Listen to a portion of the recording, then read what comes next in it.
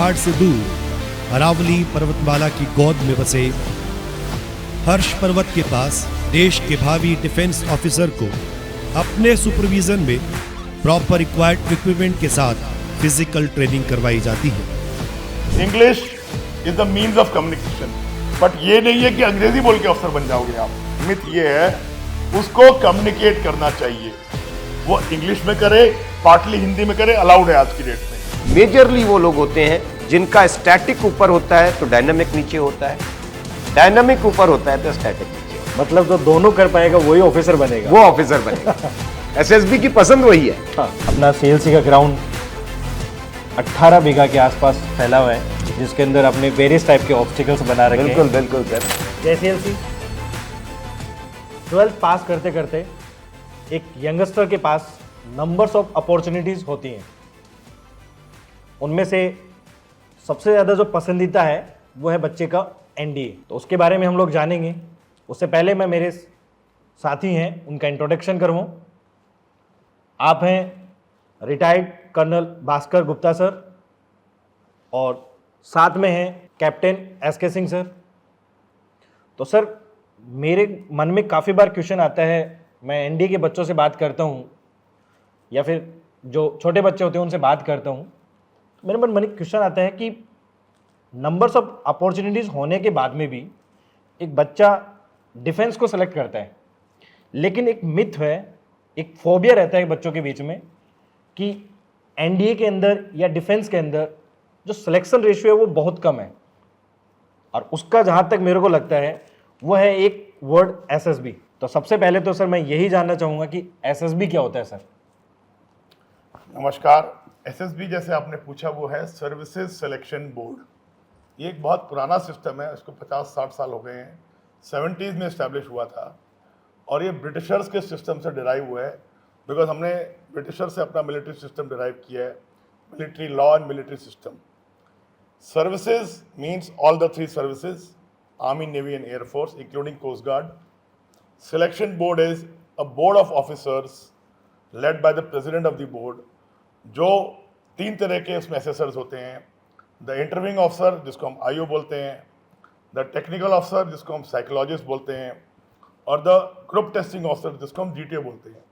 ये तीनों independently assessment देके एक कैंडिडेट को असेस करते हैं। और असेस किस में करते हैं? उसके पर्सनालिटी ट्रेट्स में। क्या वो लीडरशिप स्किल्स रखता है, क्या वो डिसीजन ले सकता है, क्या वो सोशली अडेप्टेबल है, उसकी इंटेलिजेंस काम आती है, वो क्विक डिसीजन ले पाता है। इस तरह के 15 ऑफिसर लाइक क्वालिटीज़ हैं जिनको हम असेस करते हैं, और ये प्योरली एक ऑब्जेक्टिव टेस्ट है। इसमें फेयरनेस है, सबको इक्वल मौका है, कोई रिजर्वेशन नहीं है, कोई कास्ट, क्रीड, रिलीजन के ऊपर कोई रिजर्वेशन नहीं है, सबके लिए ओपन है। It's a very long test, 5 से 6 दिन लगते हैं। फेयर है, थोड़ा टफ इसलिए है बिकॉज हमें आदत नहीं है इन चीज़ों की। इंडिया में जनरली जो इंटरव्यूज़ होते हैं वो 1 दिन के इंटरव्यूज़ होते हैं, like civil services interviews, job interviews. ये एक इंटरव्यू ऐसा है जो 4 से 5 दिन चलता है। तो पहले दिन स्क्रीनिंग इन होती है। स्क्रीनिंग इन का मतलब बेसिकली ये है कि एक शॉर्ट टेस्ट दिया जाता है जिसमें OIR ऑब्जेक्टिव क्वेश्चंस और एक PPTT पिक्चर परसेप्शन टेस्ट, जहाँ एक पिक्चर फ्लैश की जाएगी और कैंडिडेट को 4 मिनट दिया जाएगा उसके ऊपर एक कंस्ट्रक्टिव लॉजिकल स्टोरी बनाने का, एक कहानी लिखनी है। उस कहानी के बेसिस पे उसको फिर नरेट करना है और डिस्कस करना है। इसके बेसिस पे स्क्रीनिंग इन होते हैं कैंडिडेट्स, और फिर सेकेंड डे ऑनवर्ड्स उनका SSB शुरू होता है। जैसा कि मैंने बताया पहले, साइकोलॉजी टेस्ट जिसमें 4 टेस्ट हैं। फर्स्ट इज थीमेटिक एपर्सन टेस्ट, जिसमें एक स्टोरी लिखनी है, आपने 12 स्टोरी लिखनी है, 4-4 मिनट मिलते हैं स्टोरी के लिए, जिसमें एक ब्लैंक स्टोरी होगी। उसके बाद आएगा वर्ड एसोसिएशन टेस्ट, एक वर्ड फ्लैश किया जाएगा, 15 सेकंड दिए जाएंगे, कैंडिडेट ने सेंटेंस बनाना है, ऐसे 60 वर्ड्स फ्लैश किए जाएंगे। Third is situation reaction test, normal day to day life में क्या सिचुएशंस आएंगी जो वो बाद में ऑफिसर बन के फेस करेगा, उसका टेस्ट हम यहीं लेते हैं। इसमें leadership qualities, ability to take decisions, ability to take risk हम देखते हैं, और वो उसको 30 सेकंड में सॉल्व करना है। ये भी 60 सिचुएशंस देंगे, 30 मिनट्स में वो सॉल्व करेगा। और लास्ट में आता है उसकी अपनी जबान में उसका एक पेन पिक्चर, जिसको हम बोलते हैं सेल्फ डिस्क्रिप्शन। उसके लिए 15 मिनट मिलते हैं। अपनी पेरेंट्स, अपने टीचर्स, अपने फ्रेंड्स की आंखों से उसकी क्या पर्सनालिटी है, खुद की नज़र में क्या पर्सनालिटी है, और ओवरऑल उसका लाइफ में एम क्या है और कैसे वो अचीव करेगा, ये वो लिख के देता है। तो ये सारे साइकोलॉजी टेस्ट होते हैं। उसके बाद इंटरव्यूइंग ऑफिसर के टेस्ट शुरू हो जाते हैं। यहाँ पे एक डिटेल्ड इंटरव्यू होता है। ये एक सीनियर ऑफिसर होता है, कर्नल और ब्रिगेडियर के रैंक का, जिसको काफ़ी एक्सपीरियंस होता है, और वो कैंडिडेट को पर्सनली बैठ के उसके बारे में जानता है। और इंटरव्यूइंग ऑफिसर के साथ साथ चलते चलते जीटीओ टास्क शुरू हो जाते हैं, जो कि 9 टास्क हैं, 6 आउटडोर और 3 इंडोर। इन सब का समीक्षण होता है एंड में कॉन्फ्रेंस में, और कॉन्फ्रेंस में डिसाइड किया जाता है जो बॉर्डर लाइन है उनको फिर चांस मिलता है, और उसके बाद 5th डे उनको रिकमेंड किया जाता है और फिर उनका मेडिकल शुरू होता है। तो it's a very long elaborate test, but बहुत फेयर टेस्ट है, सिंपल है अगर आप इसको समझ लें। जी सर। तो सर जैसे कि आपने बताया पूरा एसएसबी का 5 डेज का प्लान, इससे समझ में आया कि हाँ ये एसएसबी ये होता है। लेकिन सर आप इंटरिंग ऑफिसर हैं, उसमें सबसे बड़ा तो एक डर भी होता है, फोबिया रहता है बच्चों के, स्पेशली जिस बेल्ट से मैं हूँ, शेखावटी रीजन से हूँ, तो हरियाणा है, राजस्थान है और यूपी टच है। यहाँ के बच्चों को एक प्रॉब्लम ये रहती है कि सर मैंडेटरी होता है कि इंटरव्यू के अंदर आपको इंग्लिश टू इंग्लिश बोलना होता है। तो क्या सर ये रियल में इंग्लिश टू इंग्लिश बोलना होता है या फिर कोई स्पेसिफाई कोई लैंग्वेज होती है सर? देखिए, जैसे कि मैंने बोला, ये ब्रिटिश सिस्टम है, लेगेसी वही है और हम उसी को कंटिन्यू कर रहे हैं। उसका लॉजिक ये है कि आज पूरी दुनिया में 180 देशों में इंग्लिश बोली जाती है। So English is the language of the world. और अगर कैंडिडेट को इंग्लिश में बोलना नहीं आएगा तो वो अफसर बन तो जाएगा, बाद में वो डिफिकल्टी फेस करेगा, बिकॉज हर अफसर को मौका मिलता है यूएन में जाने का, फ्रेंडली फोर्सेस के साथ एक्सरसाइज करने का, बाहर की आर्मीज के साथ इंटरेक्ट करने का, गवर्नमेंट ऑफिशियल्स के साथ इंटरेक्ट करने का, DM, SP, DC, etcetera etcetera. तो English is the means of communication. But ये नहीं है कि अंग्रेजी बोल के अफसर बन जाओगे आप। मिथ ये है, उसको कम्युनिकेट करना चाहिए। वो इंग्लिश में करे, पार्टली हिंदी में करे, अलाउड है आज की डेट में। बट अगर वो कम्युनिकेट नहीं कर पाएगा तो वो कैसे समझाएगा, और इंटरव्यू अफसर कैसे समझेगा कि उसके दिमाग में क्या है। तो यस, ये हिंदी बेल्ट से बच्चे आ रहे हैं, but let me tell you, हमने 32 साल इस फौज को देखा है, हिंदी बेल्ट वाले ज़्यादा अच्छा परफॉर्म कर रहे हैं, बिकॉज उनको इंग्लिश में कन्वर्सेशन आता है, थॉट प्रोसेस इंग्लिश में है। बाकी लैंग्वेज ऑफ द ट्रूप्स अभी भी हिंदी है। तो हिंदी इंग्लिश दोनों का मिश्रण अगर आप अच्छे से कर सकते हैं तो आप सक्सेसफुल होंगे। मतलब सर आपका कहना ये है कि आपके पास लैंग्वेज कोई भी हो, लेकिन उसके अंदर सिंप्लिसिटी होनी चाहिए, मतलब आप उस लैंग्वेज के अंदर कंफर्ट होने एक्सप्रेस कर पाए आपके थॉट्स। बस ये है, इंग्लिश कोई मैंडेटरी नहीं है उसके अंदर। चलो सर, अच्छा है, ये भी एक अच्छी बात है कि एक मिथ रहता है, बच्चे के फोबियो रहता है कि इंग्लिश है उसके अंदर तो मैं वहाँ एनडीए में नहीं जाऊँगा, या फिर वो जाने से पहले ही डर जाता है, तो उसको कॉन्फिडेंस लेवल है वो डिक्रीज हो जाता है। ओके सर, मेरा नेक्स्ट क्वेश्चन है कि जो एसएसबी में जो बच्चा जा रहा है, तो उससे पहले वो अपने आप को एसएसबी के लिए कैसे प्रिपेयर करे? कोई एसएसबी की टेक्निक्स होंगी, आपकी कोई गाइडेंस होंगी? क्योंकि सर अभी आप डिस्कस कर रहे थे 5 डेज प्लान जो एसएसबी का, उसमें आपने वर्ड यूज़ किया टेट, एसआरटी, वेट, या फिर और भी इंटरव्यूइंग लैंग्वेज आपने यूज़ किए हैं, टेक्निकल टर्म्स। तो सर उसमें जैसे टेट वाला है, एक पिक्चर दिखाएगा, फिर हमें उसके ऊपर स्टोरी राइटिंग करनी है। तो जो ऑब्जर्वर होता है वो उस टाइम पे उस कैडेट में क्या देखता है उस स्टोरी के बेसिस पे, उसका कोई ना कोई तो इंपॉर्टेंस होगा। हम चारों टेस्ट के बारे में बात करते हैं। जो पिक्चर परसेप्शन टेस्ट है, टीएटी, उसमें हम देखते हैं कि कैंडिडेट ने उस पिक्चर को समझ के उसमें क्या प्रॉब्लम देखी और उसको कैसे सॉल्व किया as a normal human being, और एक सोल्यूशन निकाला जो एक ओरिजिनल सोल्यूशन निकाला। And that solution has to be original और उसके दिल से निकलना चाहिए। कोई राइट और रॉन्ग आंसर नहीं होता। एसएसआर देखता है कि उसकी ओरिजिनलिटी कितनी है, उसका परसेप्शन कितना है, थॉट प्रोसेस कैसा चला, क्या उसमें मैच्योरिटी है, क्या उसमें अंडरस्टैंडिंग है, क्या उसमें सोसाइटी को उसने इन्वॉल्व किया, क्या दूसरों की मदद ली, और क्या मिलजुल के एक सोल्यूशन निकाला जो वर्केबल सोल्यूशन है। सिमिलरली वैट इज अ वर्ड, एक शब्द आया, उसको उसने एक सेंटेंस में इवैल्यूएट किया। उस सेंटेंस में अब देखते हैं क्या वो सेंटेंस लॉजिकल है, कंप्लीट है, कंस्ट्रक्टिव है, एंड एक फाइनलिटी देता है वो sentence. Means sentence should lead to a logical conclusion. हवा में फैरता हुआ सेंटेंस नहीं चाहिए, एक लॉजिकली कंक्लूड होता हुआ सेंटेंस चाहिए जो उसकी पर्सनालिटी के ट्रेड्स दिखाता है। सिचुएशन रिएक्शन टेस्ट में उसको एक सिचुएशन मिलती है जिसको वो अपनी कॉमन सेंस से और लॉजिक से सॉल्व करता है, and he does good to the society because किसी की जान बचा रहा है या किसी को बाढ़ से निकाल रहा है या किसी को पानी से निकाल रहा है। सो वो एक बच्चा रिएक्टिव होना चाहिए और सोसाइटी का एक ऐसा अंग है जो रिस्पॉन्सिबिलिटी लेता है। उसके अलावा जो ग्राउंड टेस्ट है जिसको जीटीओ टास्क हम कहते हैं।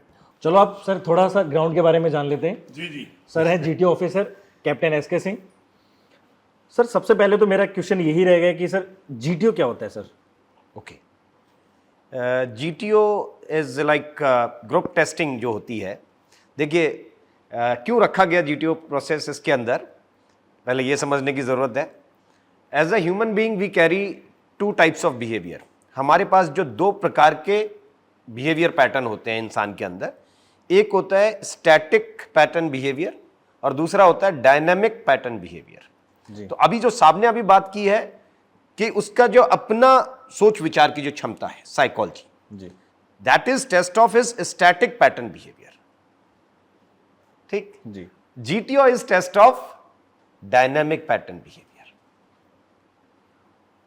बहुत कम लोग ऐसे होते हैं जो अपने स्टैटिक और डायनामिक दोनों पैटर्न बिहेवियर को बैलेंस कर पाते हैं।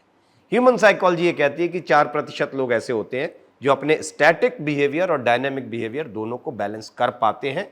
अदरवाइज मेजरली वो लोग होते हैं जिनका स्टैटिक ऊपर होता है तो डायनामिक नीचे होता है, डायनामिक ऊपर होता है तो स्टैटिक नीचे होता है। मतलब जो दोनों कर पाएगा वही ऑफिसर बनेगा, वो ऑफिसर बनेगा।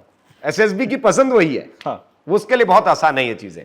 आप आमतौर पे देखते होंगे सर, जो बच्चे पढ़ाई में बहुत अच्छे होते हैं, 90%, 95% स्कोर कर रहे हैं, एकेडमिक रिकॉर्ड बहुत अच्छा है, लेकिन उनका स्पोर्ट्स पार्टिसिपेशन, फ्रेंड सर्कल उतना ही कम दिखाई देगा, आउटडोर एक्टिविटीज उतनी कम है जी, तो उसका डायनामिक नीचे है, वो इसलिए रिकमेंड नहीं हो रहा है। अच्छा, जो खेल कूद में बहुत अच्छा है, एक्टिविटीज बहुत अच्छी कर रहे हैं, उनकी पढ़ाई देखिए, उसके सोच विचार गलत हो जाती है ना। तो वो डिफरेंसेस बने रहते हैं, उसको एक साथ में बना करके रखना, बैलेंस करना, ये बहुत जरूरी है। And GTO is test of assessment of individual in context of a group. आप ग्रुप में कैसे बिहेव कर रहे हैं। एक बहुत बड़ा मिथ आप जो चलता है एसएसबी को लेकर के, जो बच्चे बाहर हो जाते हैं, वो अगर के आपसे आपने सुना होगा कि सर मेरा ग्रुप खराब था, हाँ, ग्रुप में किसी ने झगड़ा कर लिया था, ग्रुप में ऐसा हो गया, ग्रुप में डोमिनेट कर रहे थे। ये सब मिथ है सर। एसएसबी में आज तक ना कोई किसी दूसरे की वजह से रिकमेंड हुआ है, ना कोई किसी दूसरे की वजह से बाहर गया है। आप रिकमेंड भी खुद की वजह से होते हैं और आप बाहर भी खुद की वजह से जाते हैं। तो you can not blame anyone. समस्या क्या है, क्योंकि ये प्रोसेस खुद बता रही है कि assessment of individual in context of a group, आप ग्रुप में कैसे काम कर रहे हैं जी, जिसको 9 टास्क में बांटा जाता है। शुरू के जो 4 टास्क होते हैं, that is group discussion, group planning exercise, progressive group task और ग्रुप ऑब्स्टिकल रेस। ये जो 4 टास्क होते हैं, ये basic series of GTO task होते हैं। इनको बेसिक सीरीज इसलिए कहते हैं कि यहां से एक कैंडिडेट के अंदर, इनको लीडरलेस टास्क भी कह सकते हैं आप, बुनियादी काबिलियत कितनी है ग्रुप के अंदर। अगर उसके अंदर एप्टीट्यूड है कि ये ग्रुप में काम कर सकता है, how much he is concerned about a group, what is his contribution for a group, क्या वो डोमिनेट करता है, क्या वो ग्रुप में घुल मिल जाता है, क्या वो ग्रुप को बिल्कुल ग्रुप में दब जाता है। इसको मैं बहुत साधारण तरीके से आपको समझाता हूं सर। आप 1 गिलास पानी लीजिए, उसमें 2 चम्मच बालू डाल दीजिए जी, हिलाएंगे, हिलेगी, थोड़ी देर आप रख दीजिए, वो बालू नीचे बैठ जाएगी, है उसी ग्लास में जी, मगर इतना एडजस्ट हो चुकी है कि उसके होने से कोई फर्क नहीं पड़ रहा है। ऊपर का पानी पी लेंगे, पानी के स्वाद में कोई बदलाव नहीं आया, तो उसके होने का फायदा क्या उस ग्लास के अंदर। ठीक है, अब उसी 1 गिलास पानी में आप क्या करिए, 2 चम्मच केरोसिन का तेल डाल दीजिए। इसको भी आप जब घुमाएंगे तो ये घूमता हुआ ऐसा लगेगा कि हाँ ये हिल रहा है पानी के साथ, मगर जैसे छोड़ेंगे तो ये ऊपर आ जाएगा। अब आप उस पानी को पी नहीं सकते हैं, उसने पूरा स्वाद खराब कर दिया। और उसी 1 गिलास पानी में आप 2 चम्मच चीनी डाल दीजिए। अब घुमाइए, घूमेंगे भी, घुल भी जाएगी और पी भी सकते हैं, पी सकते हैं, और पानी का स्वाद भी बदल गया। ये है ग्रुप डायनेमिक्स। कि क्या है, लोग क्या करते हैं, या तो उस ग्रुप में है, उसके होने से ग्रुप को कोई फर्क नहीं पड़ता है, ना कुछ बोलेगा, ना कोई कंट्रीब्यूशन है, ना कोई काम कर रहा है ग्रुप के लिए, तो वो है क्यों इस ग्रुप में पता नहीं। ही becomes a burden for that group. उसका होना और ना होना दोनों बराबर ही है। एक वो होता है जो अपने मैं से बाहर नहीं आ पाया, वो कहता है मैं पहले, तो कहता है मेरे रहते। अब जैसे होता है ना ग्रुप में कि लोग सोचते हैं कि मेरी प्रेजेंस से मेरे ग्रुप को फायदा क्या होगा, कितनी सहूलियत से काम कर सकता है मेरा ग्रुप मेरी वजह से जी। मगर कुछ लोग दूसरे विचार से आते हैं नीलेश सर। वो ये विचार लेके आते हैं कि अगर मेरे रहते भी इस ग्रुप ने आसानी से काम कर लिया तो फिर मेरा क्या फायदा, ऐसे कैसे आसानी से काम कर लोगे। वो डोमिनेट करते हैं, ब्लॉकर्स होते हैं। तो कम लोग होते हैं जो ग्रुप में घुल मिल जाते हैं और अपना प्रभाव छोड़ जाते हैं, वो चीनी की तरह। जी। वो जरूरत है जीटीओ की। अब लीडरलेस टास्क में ये आइडेंटिफाई कर लिया गया कि ये 10 लोग जो काम कर रहे हैं इनमें से ये पोटेंशियल कैंडिडेट हैं, या ये ग्रुप में अपना प्रभाव भी छोड़ रहे हैं और अपना काम भी दिखा रहे हैं। They are concern for others also. अब ये सीरीज आगे बढ़ेगी, that is confirmatory series. Confirmatory का मतलब हो गया कि जिसके अंदर आपने जो पोटेंशियल देखा है, क्या उस पोटेंशियल पर वो इंडिविजुअली खरा उतर सकता है। Ability of handling stress. Since you are going to become a commission officer, आप सब कमीशन ऑफिसर बनने जा रहे हैं, तो अनएक्सपोज तो कोई रह ही नहीं सकता है सर। कमीशन ऑफिसर तो कभी अनएक्सपोज नहीं रह सकता है, हर टेस्ट से गुजरेगा, है ना। और उसको अपने डिसीजन, अपनी एबिलिटी, आपकी खुद की जो काबिलियत है वो बहुत अच्छी होनी चाहिए। तो आप ग्रुप में काम कर रहे हैं, अपनी भी काबिलियत, आपका इंडिविजुअल पोटेंशियल क्या है। अब उसके बाद देखिए क्या है, बीच में एक टेस्ट रखा जाएगा हाफ ग्रुप टास्क। वो इसलिए रखा जाएगा क्योंकि अचानक देखिए ग्रुप से अकेले या अकेले से ग्रुप में सडन ट्रांसफॉर्म जब करोगे आप, कोई सडन ट्रांसफॉर्मेशन, अचानक से किसी का कोई स्थिति बदल दीजिए, तो उसके काम में प्रभाव पड़ता है, उसका परफॉर्मेंस नीचे जाता है। इसलिए क्या किया गया कि ग्रुप को 2 भाग में बांट दिया गया, 5-5, और अब यहां से उसको कैंडिडेट को एक हिंट मिल चुका है कि अब मैं 10 का हिस्सा नहीं रहा हूं। ग्रुप में से सब 2 पार्ट में डिवाइड करेंगे, ये हमें वहां ऑफिसर्स करेंगे या फिर अपना बच्चा खुद ही 2 ग्रुप में बंट जाता है? नहीं, जो जीटी होते हैं उनका काम होता है, जीटीओ करेगा ये काम। जी।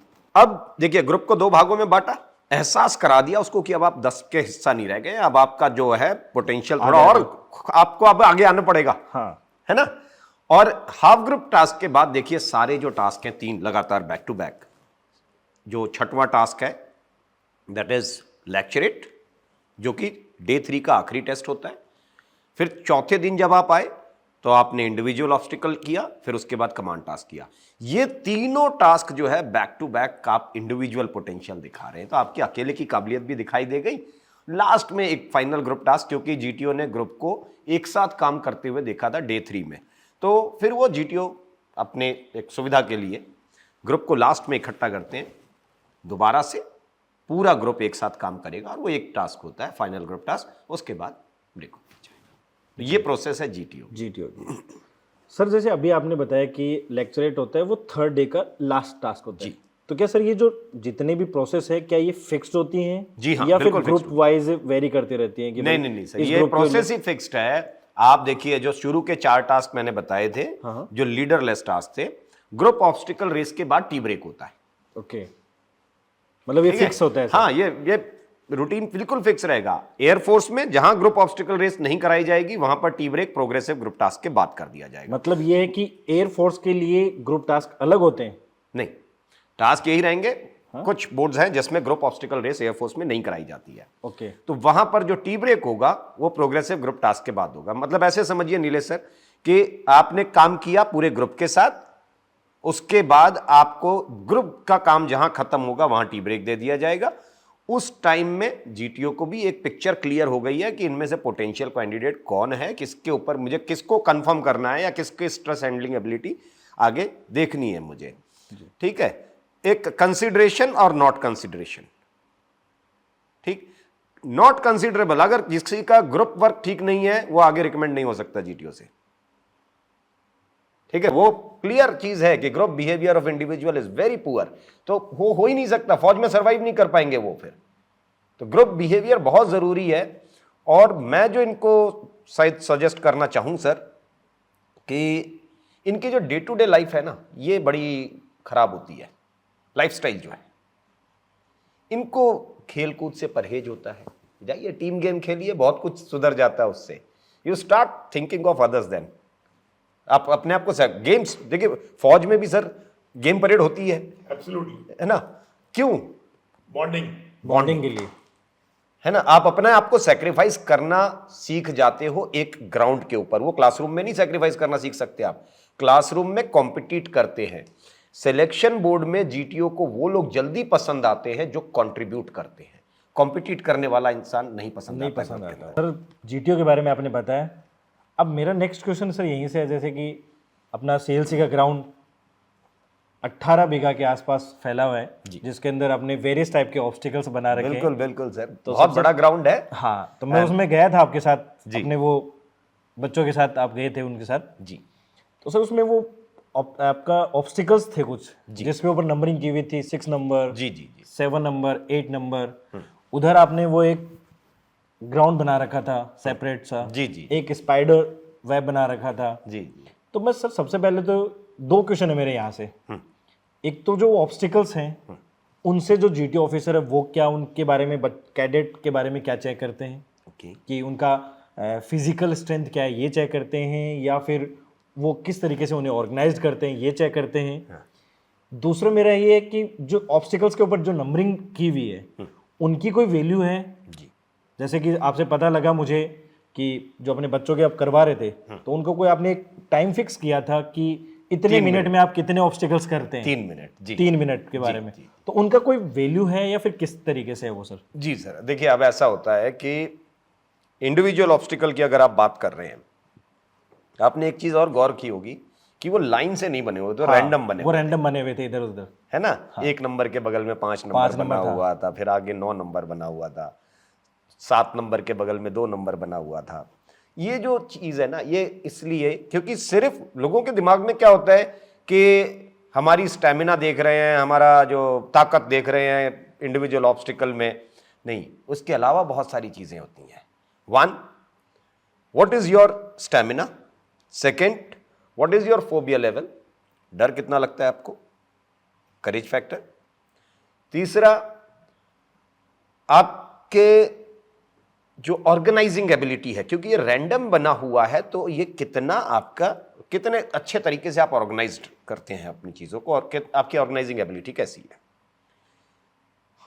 चौथा जो आता है आपकी बॉडी बैलेंस, क्या आपका शरीर आपके काबू में रहता है या नहीं रहता है? जंप की और उस तरफ जाके गिर गए, लेट गया, ठीक है, तो उसका शरीर उसके काबू में नहीं है। That is 4th thing. 5th, how determined you are. काम नहीं हो रहा है, छोड़ के भाग रहे हो या दोबारा कोशिश कर रहे हो, है ना? ये 5 चीजें देखते हैं इंडिविजुअल ऑब्स्टिकल के अंदर। 10 टास्क होते हैं, जो जिस नंबर का टास्क होता है उसको पूरा करने के बाद आपको उतने नंबर मिलते हैं। टोटल इंडिविजुअल ऑब्स्टिकल 55 मार्क्स का होता है। लेकिन हाँ, मजे की बात यह है कि ये नंबर ऐसे जुड़ते नहीं है। ऐसा नहीं है कि आपको इंडिविजुअल ऑब्स्टिकल में 70 मिल गया तो 70 के 70 जोड़ दिए जाएंगे। ओके, वो उसका एक प्रोसेस अलग है। जीटीओ का जो असेसमेंट प्रोसेस है उसको कहते हैं रैंक रेटिंग प्रोसेस। मतलब उनकी कुछ अलग से कैलकुलेशन, हाँ, उसकी कैलकुलेशन अलग होती है। ये रैंकिंग बनाने के काम आता है ग्रुप के अंदर, कि यहाँ एक कैंडिडेट जिसके नंबर ज्यादा है, उसका रैंक अच्छा है, वो उसमें ग्रुप में सबसे अच्छा दिखाई दिया उसको, ठीक है। तो वो एक जो चीज है जीटीओ के लिए मदद करती है। एयरफोर्स में 4 ऐसे ऑब्स्टिकल्स हैं जो अलग हैं, आपने गौर किया होगा, वो भी बने हुए हैं साइड में बने। तो आपके पास जो आर्मी और नेवी के जो ऑब्स्टिकल्स होते हैं वो सेम रहते हैं, सेम सीक्वेंस में रहते हैं। जीटीओ जो एयरफोर्स में जो इंडिविजुअल ऑब्स्टिकल्स होते हैं वो 4 जो है, जिसमें से monkey crawling, tyre jump, then vertical rope climbing and a balance, ठीक है। ये जो है आपका 4 चीजें आपकी बदलती हैं, वो अलग से आपने बनवाई हुई है। मतलब जो नेवी एयरफोर्स का बच्चा है, नेवी और आर्मी के लिए उसे 10 ऑब्स्टिकल्स देखने होंगे वो, और एयरफोर्स का उसको 14 या फिर नहीं, वो 4 अलग हैं, मतलब वो अलग हैं 10 ही। ओके, 6+4 हैं 10 ही, 10 ही करने होते हैं, 10 ही करने होते हैं, लेकिन उनके जो 4 ऑब्स्टिकल वो अलग होते हैं। ओके। तो ये रहा आपके जीटीओ के बारे में सर। जी बिल्कुल। तो इंटरेस्ट लगा? उसके साथ ही देखिए आपकी प्रैक्टिस के लिए क्या है, 2 पीजीटी सेट अभी तैयार हैं और जैसा सर ने बताया 18 एकड़ का है, तो आगे चल करके ये प्लान बनेगा कि हम कम से कम 4 प्रोग्रेसिव ग्रुप टास्क का स्ट्रेच उनको दे सकें और नंबर ऑफ टास्क जो है 50 से ज़्यादा यहाँ पर बनेंगे उस ग्राउंड के अंदर। So that is something what you will be practising. आपको इतनी प्रैक्टिस अच्छे से हो जाती है, आपकी देखिए स्ट्रक्चर एनालाइजिंग एबिलिटी अच्छी होनी चाहिए। स्ट्रक्चर एनालाइजिंग एबिलिटी मतलब स्ट्रक्चर को देख करके तुरंत समझ में आ जाए कि है क्या कर सकते हैं। ओवरऑल एसएसबी में सबसे इंपॉर्टेंट चीज क्या है, आपकी स्पाशियल एबिलिटी।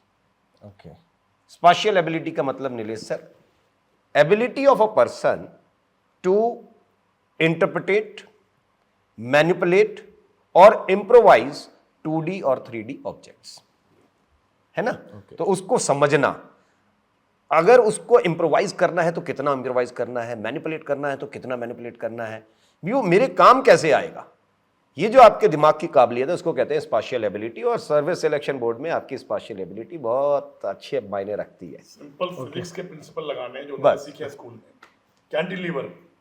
कैंटिलीवर बना के कैसे आप क्रॉस कर जाएंगे। इंटरव्यू के रिगार्डिंग एक क्वेश्चन है कि भाई बच्चा जब भी कोई इंटरव्यू का कोई प्रिपरेशन करता है तो उसके कोई स्पेशल क्वेश्चंस होते हैं कि उसके पर्सनल लाइफ से रिगार्डिंग, यस, या फिर कोई उसके जो उसने 11th 12th में फिजिक्स मैथ पढ़ी है वहां से रिलेट करते हुए क्वेश्चंस आते हैं? करेक्ट। तो जिस स्ट्रीम से वो गुजरा है 30% क्वेश्चन उसके ऊपर होंगे। अगर वो साइंस स्टूडेंट है तो सिंपल साइंस प्लस उसकी पर्सनल लाइफ के ऊपर questions, his interaction with his people around him, उसकी फैमिली, उसके फ्रेंड्स, उसका ग्रुप, उसके आसपास के लोग से उसका कैसा बिहेवियर है, plus awareness around the world, which means India में क्या हो रहा है इसके आसपास, विच हैज सिग्निफिकेंस, और दुनिया में क्या हो रहा है which has significance for India, that is 30%। So current affairs, personal questions and specific to stream questions मिला के इंटरव्यू किया जाता है। जी, मतलब एक ऑफिसर बनने के लिए आपके पास All राउंड एबिलिटीज होनी चाहिए, तब जाके आप एक ऑफिसर बन पाते हो। तो शायद इस वीडियो को देख के थोड़ा बहुत आपका फोबिया कम हुआ होगा। तो मैं तो ये चाहूंगा कि आप सभी के सभी जिनको डर लगता है कि मैं कैसे एसएसबी को फेस करूंगा, आप सीएलसी में आओ, ज्वाइन करो एसएसबी के बैच, जैसा कि अभी बच्चे चले हुए हैं। तो सर सीएलसी का बैच जो नेक्स्ट आप स्टार्ट करें, अपना जो सीएलसी का बैच होगा वो कब से स्टार्ट कर रहे हैं सर आप? 27 मई, ऑल ऑफ यू, 27 मई। बिल्कुल 27 मई से स्टार्ट हो रहा है सर। 27 मई से आप दूसरा बैच स्टार्ट कर रहे हैं सीएलसी के साथ। बहुत अच्छा इंफ्रास्ट्रक्चर मिलेगा, हम लोग हैं आपके साथ। One of the best infrastructure in the country आपको सीएलसी पे मिल रहा है। सभी यंगस्टर निकलो अपने घर से बाहर, अपनी जिंदगी बदलनी अगर है तो घर से बाहर निकलना होगा और जल्द से जल्द सीएलसी पहुंचो, क्योंकि आपको तैयारी करनी है एनडीए के लिए, एक ऑफिसर बनने के लिए। तो आपको पता है कि आपकी सीएलसी जीना भी सिखाती है और जीतना भी सिखाती है। जय हिंद।